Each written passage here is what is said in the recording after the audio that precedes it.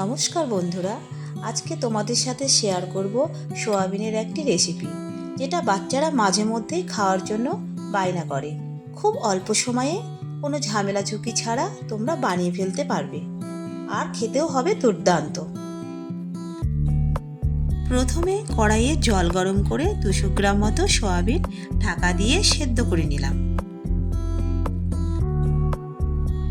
এরপর একটা বাটিতে 4 চামচ মতো টক দই নিয়ে আস্তে আস্তে ভালোভাবে ফেটিয়ে নিলাম।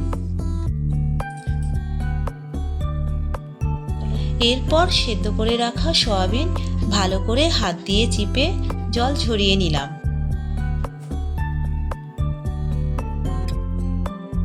তারপর একটা বড় বলে সয়াবিনগুলো নিয়ে তাতে পরিমাণ মতো লবণ, হলুদ, জিরে গুঁড়ো, ধনে গুঁড়ো, কাশ্মীরি লঙ্কা গুঁড়ো, সামান্য পরিমাণ গরম মশলা গুঁড়ো, ফেটিয়ে রাখা টক দই, রসুন বাটা, কুচনো লঙ্কা দিয়ে ভালো করে মাখিয়ে 15 মিনিট ঢাকা দিয়ে রেখে দিলাম।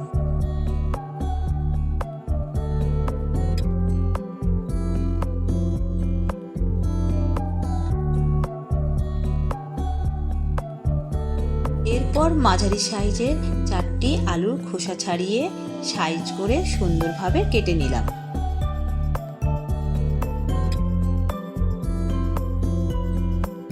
এরপর বড় সাইজে 3টি পেঁয়াজ কুচিয়ে নিলাম এবং 4টি লঙ্কাও কুচিয়ে নিলাম।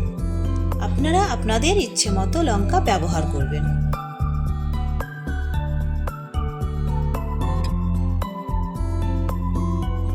এরপর কেটে রাখা আলুগুলোকে ভালো করে জলে ধুয়ে তুলে নিলাম।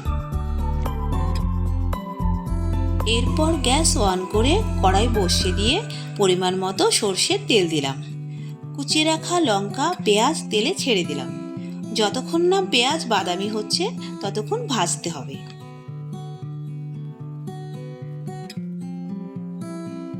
পেঁয়াজ ভাজা হয়ে গেলে ওই তেলে কেটে রাখা আলু চাপিয়ে সামান্য লবণ দিয়ে লালচে করে ভেজে তুলে নিতে হবে।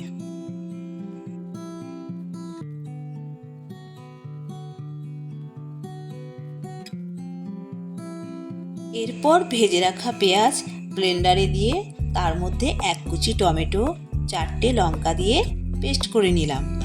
তারপর পেস্টটা একটা বোলে নামিয়ে নিলাম।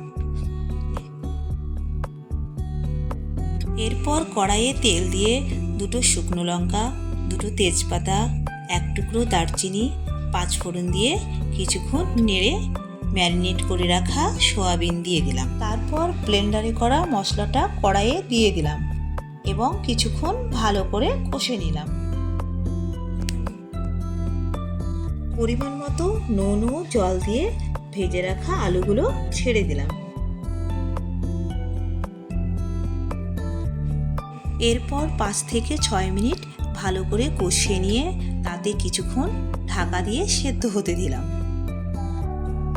কিছুক্ষণ পর ঢাকা খুলে তাতে কাসুরি মেথি ও সামান্য গরম মশলা দিয়ে ভালো করে নাড়িয়ে আবার 2 মিনিট ঢাকা চাপা দিয়ে রেখে দিলাম।